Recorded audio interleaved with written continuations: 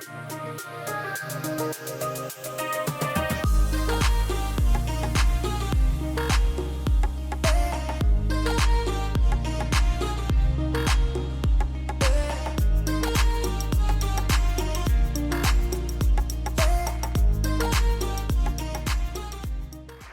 you for tuning in to Unstoppable Angels. I am your host, Michelle Van Etten, and here we talk about how we turn our pain into power and become unstoppable. Today's guest is Tammy Levent. Tammy Levent is a world-renowned speaker, business strategist, world travel expert, best-selling author, TV personality, and an inventor. Tammy, it's so great to have you here. Well, and there's so much more. Thank you. Yeah, I know the list is too long. Anyway. It is. You are incredible. It's good to be here. Yes, we're in another growth spurt right now. So it's squeezing all this in it's been crazy. So it's all good. It's all good. You know, I created this, so I don't know why I complain. And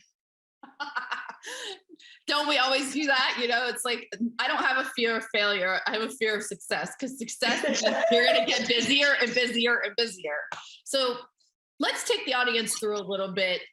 Your story to me is probably one of the most powerful stories of somebody who has had to get up off the ground over and over again and just reach to the top. So Let's start from the beginning. Tell us a little bit about where you're from and a little. Well, I'm originally from New York. And I didn't have a choice with that, did I? Anyway, so my parents were immigrants, my grandparents were immigrants, and I came from a Greek immigrant family. The only one that spoke English in my entire family was my mother at the time. So I was not allowed to speak any English at the home, only Greek. So I was brought up extremely strict, went to a Greek private school. My grandmother pretty much raised me. My parents had restaurants, the typical Greek, my big Greek family, the same thing. So fast forward, went to school, came down here when I was younger, went to high school, but I was really smart. I don't know about that anymore, but I was really smart. And I got skipped 2 grades. So when I got skipped, no one thought about it at the time. And then came the time for me to graduate high school. I just turned 16. So I was way ahead of everyone. And then I decided to move to New York on my own. I didn't want to be here anymore. So 16, my mom says, "Where are you going to live?" I go, "I'll figure it out." And I went to New York with just the stuff in my car. I had no place to live. I really didn't. I temporarily lived with my uncle and went to the laundromat and saw one of those things you peel off. And then there's a phone number, and decided to move in with these people that I don't even know who they were, 4 of them, living in West Orange, New Jersey, if you know anything about that, or East Orange, New Jersey, I'm sorry, in the worst area possible of East Orange. And it was very interesting. But I went there, I had 3 jobs, and then ended up working for a shipping company. They needed somebody just to translate in Greek. Well, that didn't work. You know how I am. Oh, that's why. Yeah, that's it. That's not going to work. So one day, bosses are gone. This lady comes in, wants to buy some stuff. And I'm like, "Oh, I can sell it to you. I'm only the translator. I am not sales." I'm 17 at the time. And I made the sale. It was like a $30,000 sale. And when my boss came in the next day, he was livid because I made the sale. And I was like, "But I'm really good at this." Like, "No, your job is translating." I'm like, "Okay, boring job I don't want to keep." Fast forward, I got really pissed off that day and decided to open up my own company at 17 and go up against him because he didn't have any competition. Well, Michelle, you know me, so you know that is definitely me. So I decided to. I'm just like, it's just, yeah. So, I opened up I skipped a lot though. I skipped the elevator crash when I was 7. Everyone died around me. I skipped the near murder with my. Well, you need to go back to that. Talk about some of those things. I will, but let's go to the good stuff. So, okay.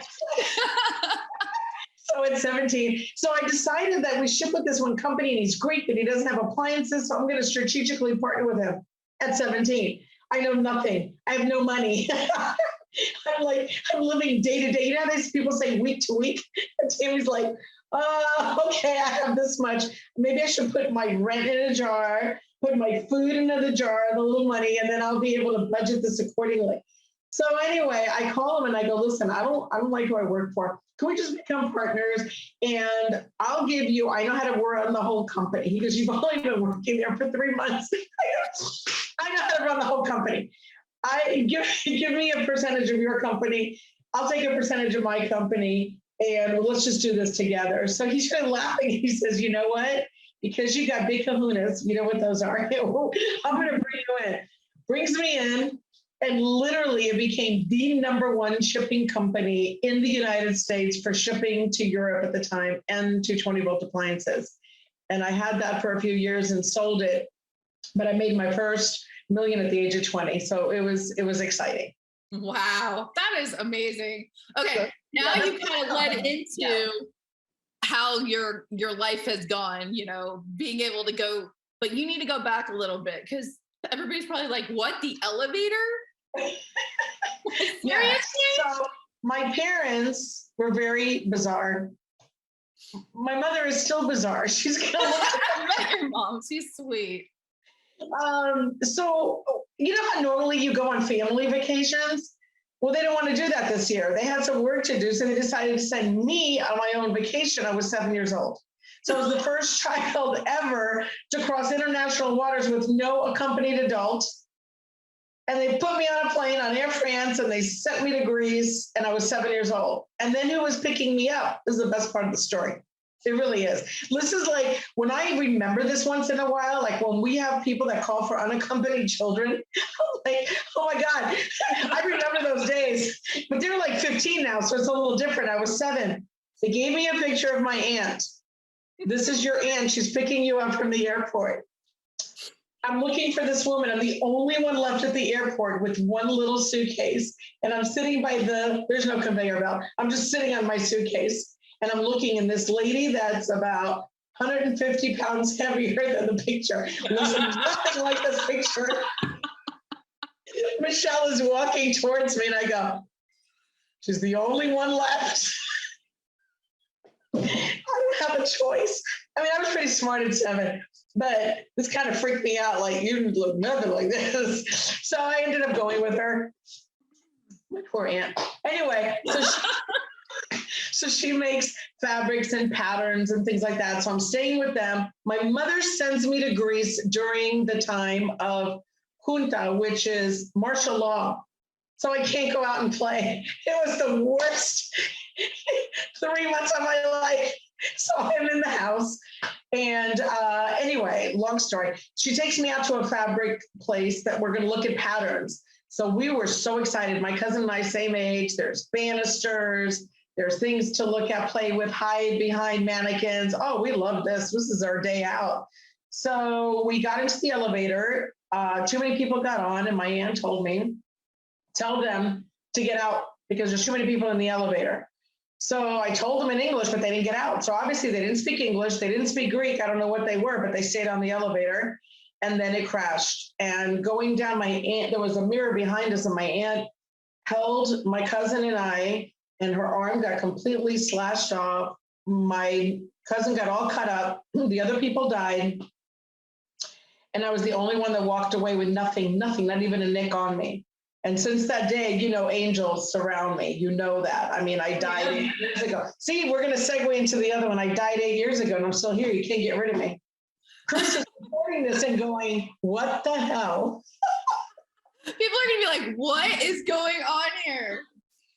Oh my gosh. Isn't this unstoppable something? Unstoppable. Yeah, unstoppable angels. Yeah. All day long. Okay, there's a lot more to me. I mean, there's a lot more to the story. They really should get the book, but let's just keep going on. What else you want to ask me? Because right now, I'm about 7 years old. And then fast forward, that I have one of the largest companies in New York. That's what we're stuck at. Yes. And I know you have one of the largest companies in New York. And when you were 17 and you sold your company, didn't you go to Florida and open a jewelry store, if I'm not? Yeah, there you go. Okay.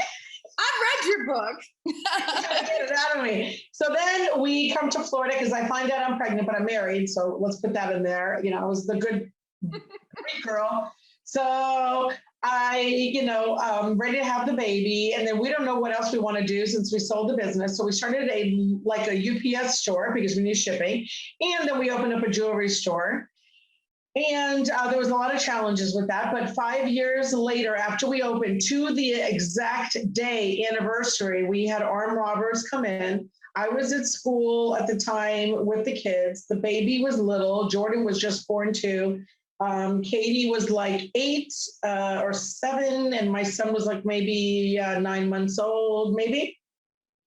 And we had an armed robbery. They came in, they beat my husband 50 to 60 blows to his head, and he had brain damage. And to this day, he's not all there. And anyway, so that was that's what happened. So we lost everything pretty much in minutes. And people say, what about insurance? Well, insurance didn't cover us because my girl had just stepped out. It was in the morning for a cup of coffee. Even though she stepped out for just a moment, the insurance writer didn't cover us. So we lost everything. And we were trying to figure out how we were going to do things. So I started working a telemarketing job. We're going to skip that one. I started working a telemarketing job. I was a top salesperson. Just want you to know that. Did I believe in what we were selling? Absolutely not. So one day the police come in. I'm like, oh shit, they're coming to get me. I know it. Get me. But it wasn't me. They were coming to get me, yes, but to tell me, unfortunately, that my grandmother and my 2 children in a very bad car accident. This is only months after the robbery. And my grandmother had passed, and my 8-year-old, at the time she turned 8, and Jordan was, what, 1.5 years, not even 2 yet, were in intensive care. And I was just like, you can't be telling me this. And that was the worst time of my life. So we had an armed robbery, no money, and my kids in intensive care and a funeral. My grandmother raised me, so she was like my mother. And I see my kids. Katie's tongue is completely severed. Her kneecap is torn off. And my son, orbital eye is like pretty much hanging out of his whole eye. And like they had to remake all that. Dr. Ru was in Tampa. I give him kudos every time he saved my children. And I was told they probably couldn't talk or see ever again. And it's funny as a parent, and Michelle, you have kids and you understand. At that point, you don't care what they're like as long as they're alive. Do you know what I'm saying? Like that was the only thing that went through my head. We'll manage everything and anything that we can. And through rehab and through talking to her, Katie used to take the lazy way out and not want to speak. She used to write me notes all the time on everything because she couldn't talk. And then one day I was just like, and then, we would go through therapy, but it was like starting the vowels all over again and this and that. I go, I know this child can talk. I took everything away from her. She couldn't write to me. She wanted to communicate. She would have to talk to me. Whether I understood it or not was a different story. But the thing is that she had to communicate with me verbally. And Michelle, do you not know now? You know that she sings. Yeah, she sings beautifully. It's amazing. Yeah, I'm like, it's so hard to believe that Katie had anything at all. I started the record label years later, right, just to prove that she could sing. And she won an Unsung Hero Award from Berry Gordy, and exactly. So everything is possible. There is no such thing. My son has had a few challenges, some headaches, some things, but he's fine. He's doing great. He's got an amazing job. We're doing fantastic with the kids. So, and Katie's vice president of the company at Elite. So basically the kids are in intensive care, worst time of my life. Ironically, the day before the accident was when I moved locations from one to another as the telemarketer trainer, because I was so good. I became the trainer. So they gave me a pleather whip. Now you know the story of the whip. See, I don't know if you remember that story or not, but anyway, they gave me a little pleather whip, which I don't know, is it up here? No, I always have it. I probably put it away for now, but it's a pleather little whip about this long. And it basically, they gave it to me as Tammy the trainer, whipped them into shape, blah, blah, blah, put it into my purse. I must have taken everything out and into my purse. I don't know how many times because I was so fidgety and not knowing what was going on. And the day before, I told my grandmother, please make sure the kids have their seatbelts on because you're driving and you never know blah, blah, blah. That didn't happen either. So that's the reason that they had so much injury. They hit a house going 45 miles an hour straight into the house. And Katie turned the steering wheel to avoid hitting the house, but she didn't know how to put the car into neutral, a park. She saw us doing it, but she didn't know how to squeeze the button. So she just couldn't get it there. And when she turned it to the right, her grandmother's body fell on top of her and her brother, and that's how they got saved. If her grandmother did not fall on top of them, then more than likely they wouldn't be here today. So, but there's always angels around and watching over us. I truly believe that. So I was in the hospital, and of course I'm not sleeping, and the nurse comes in and she goes, if it has nothing to do with money, what would you do? So I'm looking at her like, lady, I don't even know where I'm gonna find food for tomorrow. And you're telling me if it has nothing to do with money, but whatever. So I answered her question. I said, I would travel the world. And she said, that's what you need to be doing. I said, sure, I'm just gonna start a travel agency like that. Like I have the money, I have the resource, I have everything. She brought me a newspaper and I got a job in outside sales for a travel company. And fast forward, he retired. I started working there. He retired 2 years later, and I took over all of the accounts from mine anyway. I was doing outside sales. Then I took over, and then I started my own agency, which was over 28 years ago now. Seems like yesterday. Longer than that. Yeah, 26 years ago is when I started to travel, but in the industry about 28 years. Wow, that's awesome. Been through a lot. Been through 9/11. Been through. So 9/11 hits. Here's the best part. So I decided to open my own on September 1st, 2001. I would cry for you, but at this point I'm just like, I know the story, so I'm going, everybody else gets to learn it. And I'm like, this is just, it's one movie after another. Right? But before that, before September 1st, or that day, September 1st, that night, what is it, Labor Day every year we have a hurricane? Yeah, so this hurricane or tropical storm hits, and I'm on the top floor. Oh, Tammy needs the top floor for her office. I'm on McMullen Booth now, my first location.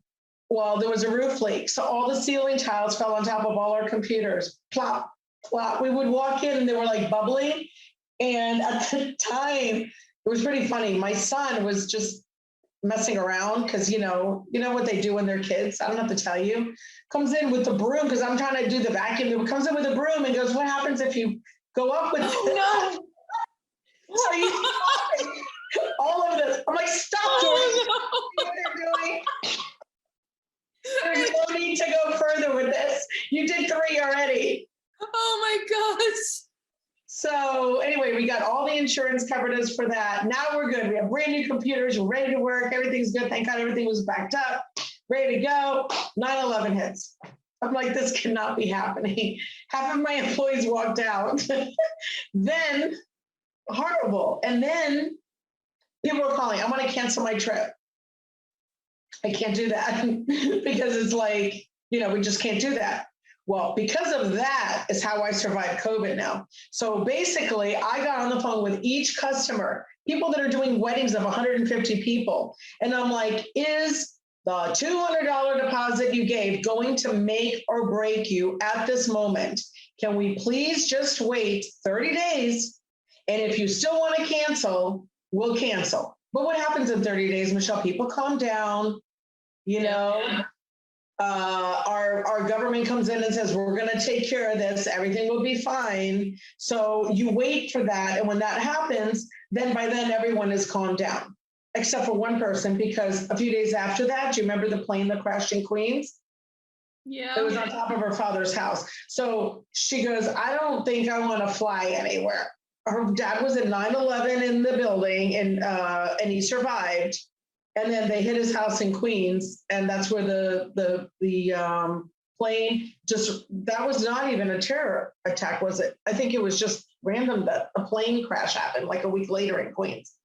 I'm like, okay, I understand. You get your You're like, you don't have to fly anywhere. I understand completely. I'm good. So that happened, and then we had to regroup, and get everything back to working. And then everything was great and everything is working and doing fantastic. And, you get your little life situations in between. We moved to another location. We moved to Palm Harbor. We did other moves. And then I'm trying to think, the biggest thing that happened was 8 years ago, I ended up being diagnosed with breast cancer. And it was Memorial Day weekend, which is coming up now, I think the 9th year, which was really crazy. Because when I was told, I didn't believe it. It was like, yeah, you must be calling the wrong person. There's no way. Okay. So then they told me again, and they go, it's malignant and it's spreading and you need to do something with it right away. This is my exact answer, Michelle. And I know you will believe it because you know me. Okay. Well, when do you want me to come in? Well, you have to come in, like we have an availability next week, June or whatever. I said, I can't come in next week. I have to go to Canada and do a speaking event. I have to go to Jamaica and do a task event. Task, by the way, is a training program to help struggling travel agents. And I built, which now officially as of January, which nobody knows yet because I haven't officially put it out yet because we're waiting for this mega press release, is an accredited travel school with ASTA. Awesome. Congratulations. That's amazing. Thank you. That's why all the awards. I had to get 30 awards to prove to them that I'm a real school. So anyway, and prove to them that they really do learn with me. We're traveling the world. We go to Egypt and Dubai and Greece. So maybe you should become a travel agent, Michelle. So, maybe. I love to travel. That would be a bad idea for you. I'm just saying, I know you personally, and you would excel at this. So, and then you get to travel and do what you need to do. So long story short, they told me that. And then I said, I have to go do task in Jamaica. And then I have to go to St. Lucia and pick up my P-Town Award, which is that triangle one right there. That's my P-Town Award, selling the most of St. Lucia. So I put that on the top as a reminder of everything that's happened to me. And that's my reminder of, we're only going this way. It's only up from here. It's the simplest award. It's probably the least of all my awards as far as what it represents. But it was the most important award because it was the worst time for me. And I have things as a reminder. Does that make sense? Yeah, completely. So I went to Canada. That was all done and well. But, my whole mind is racing at this point. Then I go to task in Jamaica, and that was racing the whole time. Then I go to St. Lucia, and there's a woman, only one other person is sitting at the beach, not doing that jet thing that you come out of the water. Yeah, I know what you're talking about. Me and her. And it's not that I'm afraid. It's just that I don't want anything to happen to me 5 days before I'm going in for surgery, So I said to her, so why are you here? And I see a port. And she goes, oh, I don't want to take a chance. I've had cancer. My bones are brittle and blah, blah, blah. And we started talking. I said, well, I just got diagnosed with breast cancer. She goes, so did I. She goes, I wish that I've never done treatment. I wish I never did radiation. I wish I never did chemo, because that is exactly why I'm in the shape I'm in. And the cancer metastasized. They gave me 6 months to live, but now it's 8 years later. It's 8 years later that I'm still here because I got onto this regimen of doing this CBD oil, but it's an extract of a certain kind, and only one person in the whole world does it, and he is in hiding. Just true. I only got to meet him after 7 years of being on this. He came out to see me because I brought 10,000 in cash, and he's like, I got to meet this person.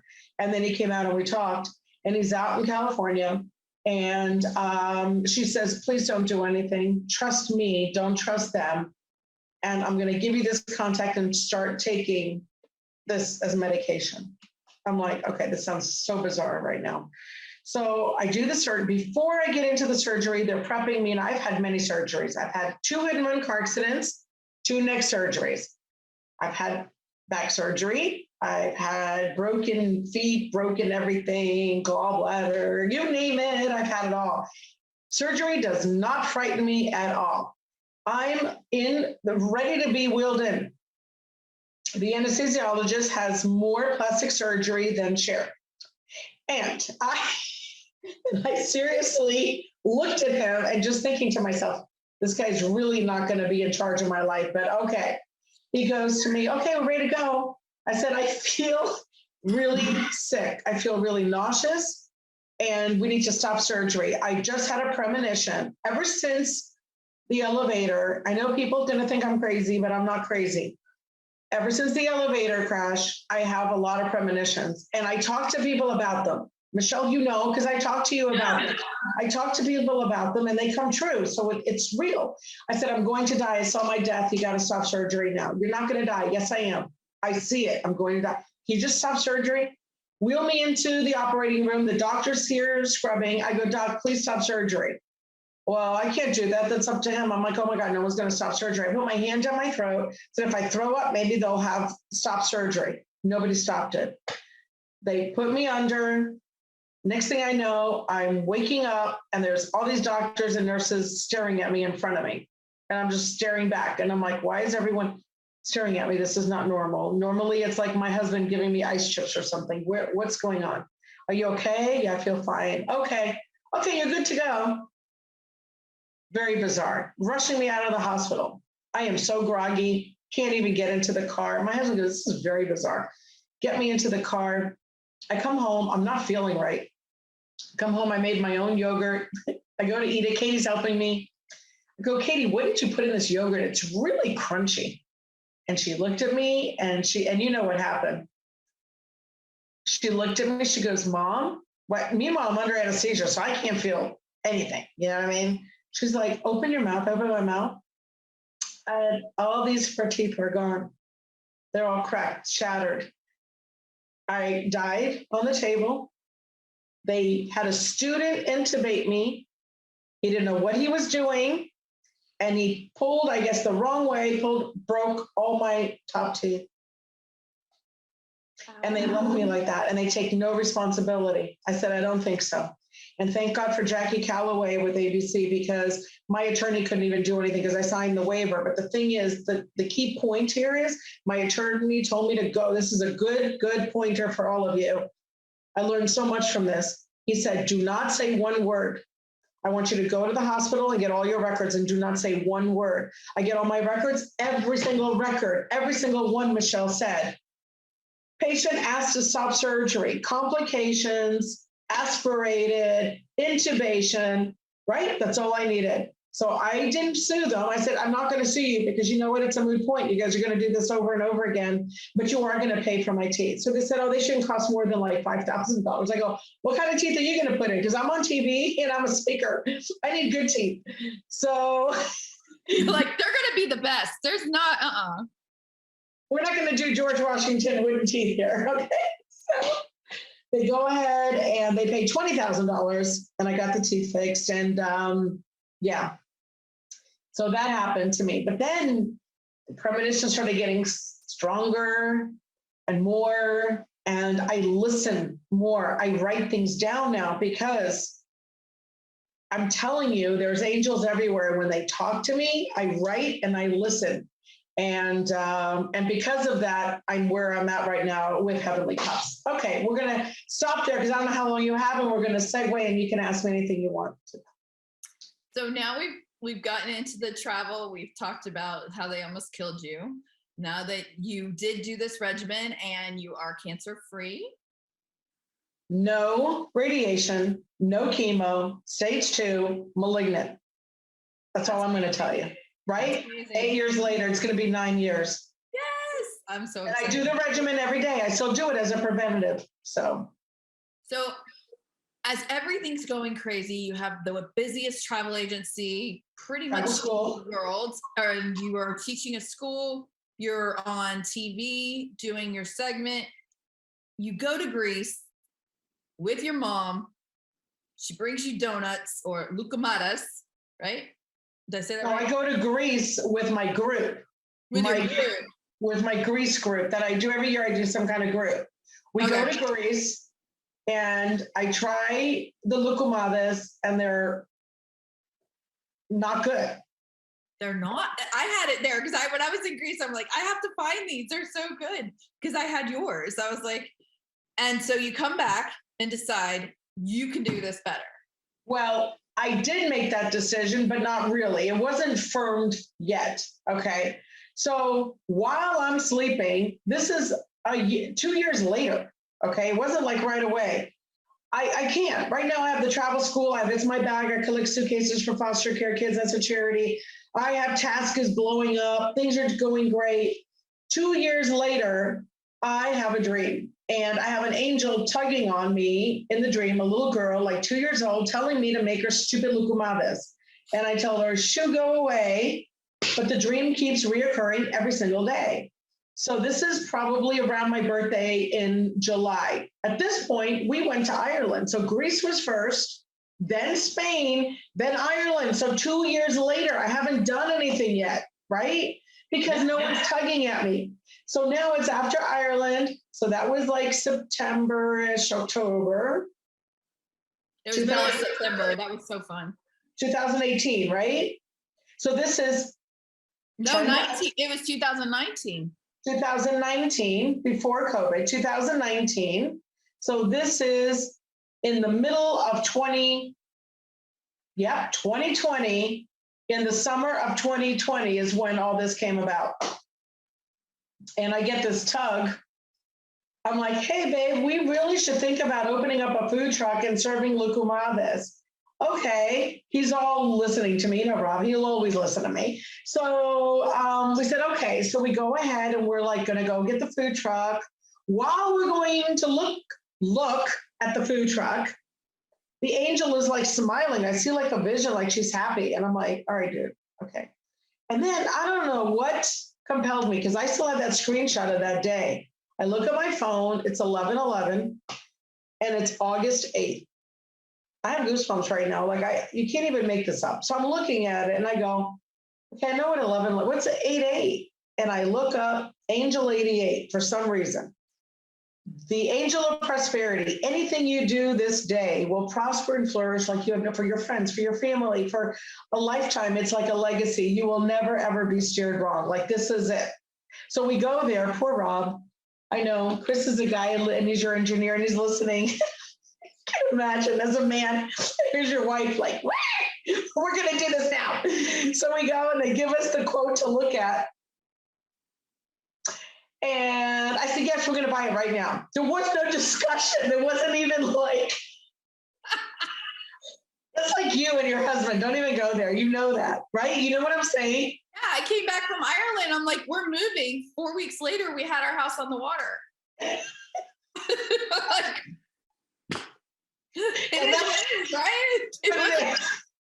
So I'm like, dude, we're buying it. And Rob's like, the kick under the table, like, don't we have to talk about it first, honey? No. Nope, the angels told me what to do. The who? The what? I got it covered. Don't worry. So we go ahead and I said, yeah, we're going to pay for it cash. Here you go. Put it on my credit card. And my husband's totally freaking out at this point. I go, don't worry. We'll be fine. We're going to make it. So we're driving back. I'm ready to die laughing. We're driving back. And he goes, what are these things again? I go, it's a little fried dough. It's 2,700 years old. And we're just going to make it. Nobody has them in a food truck. We're going to make them in a food truck. Not that nobody has them. They make them. It's going to make them fresh, but we're going to make them fresh in the food truck. He goes, you know how to make them? I go, oh, no. I don't have a recipe, but the angel will help me. And now he really thinks I've lost it. Like it's Baker Act time for me. I can tell. So we come home August 15th, another big holiday for us. I invited everybody from church, Greek Orthodox Church, by the way, to come to my house afterwards and try them to see what they think. Dude, I had people in and out of this house. I don't even know who they were. I was like, who are you? Doesn't matter. Come in, try them. In and out. The mayor came. All these people came. And they were like, yes, they're amazing. Great. We did a good job. The truck will be here. The date of the truck delivery was 11/11. The truck gets delivered. We start our business. We're doing all these, you know what? It was 2019 when I started the food truck. That's what it was. We started that because 2020 is when everything happened and went downhill for us with the C word. So it was December. I started all the festivals, everything. 2021 I'm in quarantine because we're in 2022. So 2021, I'm in quarantine. And I remember one person telling me when he was really drunk, and I'm not going to mention his name because you know him, everyone knows him, and he's in South Tampa and he owns a restaurant. And he goes to me at 4:30 in the morning after New Year serving my locumades. You know, if you make these, frozen for food service, you make a lot of money and you sell them at restaurants. Okay, great idea. Didn't care for it at the time. It was January. Now comes COVID. Because that was January of 2020. We already had the food truck for a year. It was definitely 2019. 2020 had come then. 2021, sitting in quarantine. Travel, doing what? Nothing. Nothing. Only local, like US travel. Task school was actually, we were going to have a class in June, and I did have it in June. I don't know how, but I had 30 agents there, but nothing new booked other than that one class. All my travels were halted. Everything stopped. So I said to my husband, I said, I'm going to fire up the truck. This was March, and I'm going to try to make these, invent them for food service that no one in the world has ever done. And he, okay, knock yourself out, whatever. What do you need from me? Nothing, just start the food truck. We can't go anywhere. We can't do anything. It was that stupid mandated, month long. Now, if everything could go wrong, Michelle, it was going wrong. I went to the supermarket. Can I get flour? Can I get yeast? Do you remember when it was all out of everything? Everybody was buying it up. Right. So I went to the restaurant supply store, but they had it. So then I would order everything there. I bought a lot of it. So Rob was like, are you sure you should be spending money now? I'm like, leave me alone. I'm inventing something. I'd go to the truck. I swear I cannot make this up. I'd go to the truck and start working on the truck late at night so nobody would be around and I could do this. The police come day one. You can't be doing this. You can't be serving. I said, I'm not serving. I'm trying to invent something. You're in my way from doing this. Leave me alone. Day two, police come again. I go, I can't. Arrest me. What can I tell you? The police were there every day that I was doing this. They were giving me citations, a zoning problem. I'm like, I'm not stopping. I don't care what you do. So I didn't stop. 3 weeks later, I invented it. It came through. Our first guy I went to was the drunk that told me that I couldn't invent it. Brought it to him, could not believe that it was frozen for food service. And now, fast forward, we were not even supposed to be in the Super Bowl because we didn't even have our business for 2 years. But I ended up leaving the food truck. That was March. By August, we left the food truck and had to get into another location. I got a manufacturing license out of my food truck. Never, ever in the history was that ever done with the FDA, right? Yeah. Got into another location, manufactured them out of my food truck still, was bringing them into the catering facility of Delectables, but we outgrew that. Ended up bringing the machine in just a few months ago, working in there with that. And we ended up getting into the Super Bowl. We serve 36,000 people a day. For 13 days, if I had to make this product on site, I would never be able to fulfill that order, ever. We got into supermarkets in Canada. We're in over 200 locations now, churches around the country. And now we're moving, which has not been announced yet. All my announcements are on your show. Yay! April 1st, we're moving into our own location, our own facility in Tarpon, right on alternate 19. That is amazing. I'm so happy for you. I watched. Hey, I was there. You invited me when you invited the church. I was at your house. I saw the mayor. They are amazing. That's right. You were there, right? Yes, Everyone was there. Yep. I didn't even know who these people were, except for 20 of them. I know. You were just sitting there making it, and then the flour, because it got too hot or something, yeast, and it started to go over. And you're like, no, you can't do that. I just got to go back here. And then I ran out. There was no more flour. I had nothing. I couldn't make any more. You've impressed me forever. Your ability and your talent and your skills are just unbelievable. I would love for you to tell people where they can find you.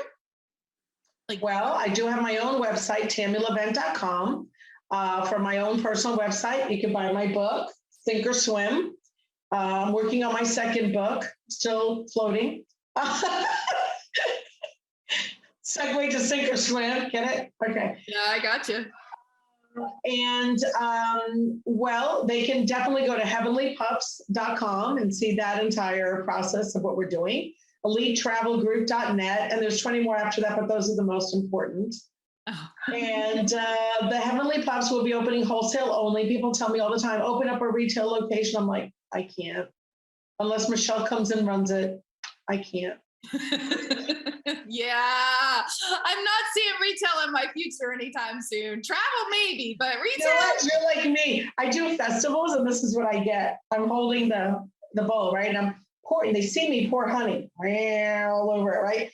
But it melts and it goes to the bottom because they're super hot. I get this the minute I give it to them. Can I have more honey? Did you look on the bottom that we have about an inch thick of honey under here and just dip it? So yeah, retail and I will not. I'm with you. Tammy, thank you so much for being here today. And you are definitely an unstoppable angel. Oh my goodness. Your story is going to definitely give people something to think about when they worry about if they can do it or not. You've walked through every challenge under the sun. And as you say, there is no word called no. You know, even with COVID, right? Yeah. You just said it. If it wasn't for 9/11, you have all these travel agencies that shut down. What is the first thing I did? I picked up the phone. I did the same thing. If it worked then, it's going to work now. I called them. Michelle, you have a trip book. You have $300 deposit on it. Is COVID going to go away? And then you're going to want to rebook. So don't lose the 300. Let's just hold on to it. What are you going to say? Okay. Okay. Exactly. And trust me. And the process works. So don't start panicking is my best, advice that I can give people. Start really sit back, weigh the situation out, and then go forward and make moves and take action. Because I think that people panic, they rush to do things, and that's when things start failing and falling apart instead of taking the time to regroup, think about where you're at, restructure everything, and then move forward. Because everything could be fixed. Everything is possible.